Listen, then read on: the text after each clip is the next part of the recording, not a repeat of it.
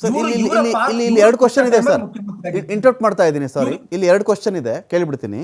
ಈಗ ಇಲ್ಲಿ 2004ರಿಂದ 2021 ಅಂತ ಬಂದಾಗ ವೇಣುಗೋಪಾಲ್ ಅವರೇ, ಇದರ ಮಧ್ಯದಲ್ಲಿ ಸಿದ್ದರಾಮಯ್ಯನವರು ಒಮ್ಮೆ CM ಆಗಿದ್ರು, ನಾವು ಮರಿಬಾರ್ದು ಇದನ್ನು. ಒಮ್ಮೆ CM ಆಗಿದ್ರು. ಇಲ್ಲಿ ಪ್ರಶ್ನೆ ಬರ್ತಿರೋದು, ಇವತ್ತಿನ CM ಸಿದ್ದರಾಮಯ್ಯನವರು, ಅವತ್ತಿನ ಅಪೋಸಿಷನ್ ಲೀಡರ್ ಸಿದ್ದರಾಮಯ್ಯನವರು ಇಬ್ರು ಒಬ್ಬರೇ ವ್ಯಕ್ತಿ, ಬೇರೆ ಬೇರೆ ವ್ಯಕ್ತಿ ಏನಲ್ಲ. ಸೊ ಇಲ್ಲಿ ಈಸ್ ಆರ್ ವಾಸ್ ಅನ್ನೋದು ಅಷ್ಟು ಸ್ಟ್ರಾಂಗ್ ಆಗಿ ಇಲ್ಲಿ ಹೇಳಲ್ಪಡುತ್ತಾ ಅಂತ.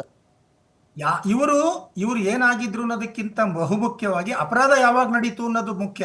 ಓಕೆ, ಅಪರಾಧದ ಹಿನ್ನೆಲೆಯಲ್ಲಿ ಅವತ್ತೇನಾಗಿದ್ರು ಅನ್ನೋದು ಮುಖ್ಯ. ಓಕೆ, ಈಗ ಏನಾಗಿದಾರಲ್ಲ, ಅಪರಾಧದ ದಿನ ಏನಾಗಿದ್ರು ಆವತ್ತು ಯಾರು ಸ್ಯಾಂಕ್ಷನ್ ಕೊಡಬೇಕು ಅಂತ ಮೊದಲನೇದು ಆಯ್ತು. ಗವರ್ನರ್ಗೆ ಕೊಡಬಾರ್ದು ಅಂತ ನಾನು ಹೇಳ್ತಾ ಇಲ್ಲ, ಸ್ಯಾಂಕ್ಷನ್ ವಿವೇಚನಾಧಿಕಾರ ತುಂಬಾ ವಿಶಾಲವಾಗಿದೆ, ಆಕಾಶದಷ್ಟಿದೆ.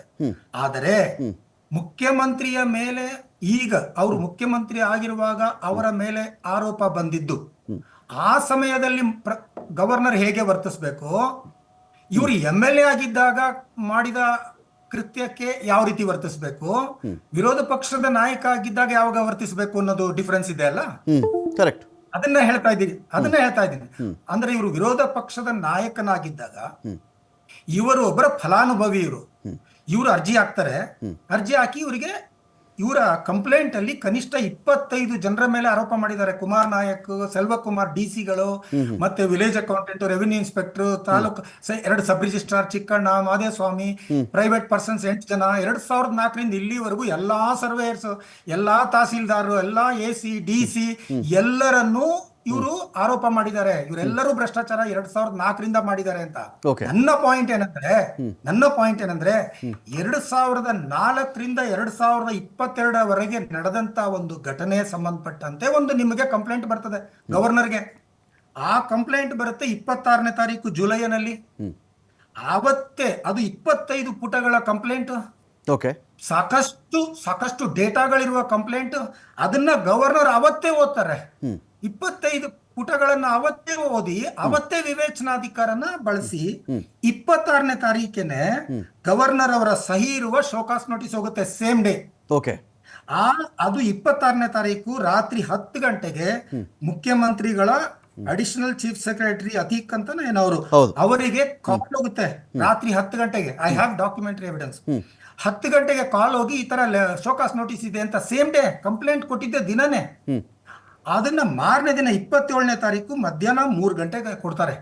ನಾನ್ ಹೇಳೋದು ಸೆಕ್ಷನ್ 218ರ ಪ್ರಕಾರ ಗವರ್ನರ್ಗೆ 218ರ ಕೆಳಗಡೆ ಪ್ರಾಸಿಕ್ಯೂಷನ್ಗೆ ಅನುಮತಿ ಕೊಡದೇ ಇರುವ ವಿವೇಚನಾ ಅಧಿಕಾರ ಬಳಸಲಿಕ್ಕೆ 120 ದಿನಗಳ ಅವಕಾಶ ಕಾನೂನು ಕೊಟ್ಟಿರುವಾಗ ಫಿರ್ಯಾದು ಬಂದ ದಿನನೇ ಕಾಲ್ ಮಾಡಿ ಮಾಡುವಂತ ಅಂತ ತುರ್ತು 4ರಿಂದ ನಡೆದಿರುವಂತಹ ಪ್ರಕರಣ ಹ್ಯಾಂಡ್ ಓವರ್ ಮಾಡಿ ಇದು ಪ್ರಿಜುಡಿಕಲ್ ಅಂತ ನಾನು. ಇವರು ಈಗ ನೋಡಿ, ಈ ಕಂಪ್ಲೇಂಟ್ ಕೊಡುವ ವಾರದಿಂದ ಲೋಕಾಯುಕ್ತ ಕಂಪ್ಲೇಂಟ್ ಕೊಡ್ತಾರೆ. ಯಾರು? ಅಬ್ರಹಾಂ ಅವರು. ಈ ಕಂಪ್ಲೇಂಟ್ ಅಲ್ಲಿ ಗವರ್ನರ್ಗೆ ಕಂಪ್ಲೇಂಟ್ ಕೊಡುವ ಮೊದಲು ಏನ್ ಹೇಳ್ತಾ ಇದ್ದಾರೆ, ಲೋಕಾಯುಕ್ತ ಕಂಪ್ಲೇಂಟ್ ಕೊಟ್ಟು ಅವ್ರು ಕ್ರಮ ತಗೊಳ್ಳಿಲ್ಲ, ಅದಕ್ಕೆ ನಿಮಗೆ ಅಂತ 1 ವಾರದೊಳಗಡೆ ಲೋಕಾಯುಕ್ತ ಕ್ರಮ ತಗೊಳ್ಬೇಕು. 2004ರಿಂದ 2022ರವರೆಗೆ ನಡೆದ ಎಲ್ಲಾ ಘಟನೆಗಳು, ಎಲ್ಲಾ ಸೇಲ್ ಡೀಡು, ಎಲ್ಲಾ ಕನ್ವರ್ಷನ್, ಲ್ಯಾಂಡ್ ಕನ್ವರ್ಷನ್ ಆರ್ಡರ್, ಮೂಡ ರೆಸಲ್ಯೂಷನ್ಸ್ ಎಲ್ಲಾನು 1 ವಾರದೊಳಗೆ ಓದಿ ಡಿಸ್ಪೋಸ್ ಮಾಡ್ಬಿಡ್ಬೇಕು. ಮಾಡಿಲ್ಲ. ಆ ಕಾರಣದಿಂದ ಗವರ್ನರ್ ಹತ್ರ ಬರ್ತಾರೆ. ಒಂದೇ ವಾರದಲ್ಲಿ ಎಲ್ಲ ಬಗೆಹರಿಬೇಕಾಗಿತ್ತು ಅಂತ ಆಗ್ಬೇಕಾಗಿತ್ತು ಅವರ ಪ್ರಕಾರ. ಗವರ್ನರ್ ನೋಡ್ಬೇಕಾಗಿತ್ತಲ್ಲ, 1 ವಾರದೊಳಗಡೆ ಲೋಕಾಯುಕ್ತ ಮಾಡಕ್ ಆಗುತ್ತೋ ಇಲ್ವೋ ಅಂತ. ಗವರ್ನರ್ ವಿವೇಚನಾಧಿಕಾರ ಅಂದ್ರೆ ಏನ್ ಸರ್?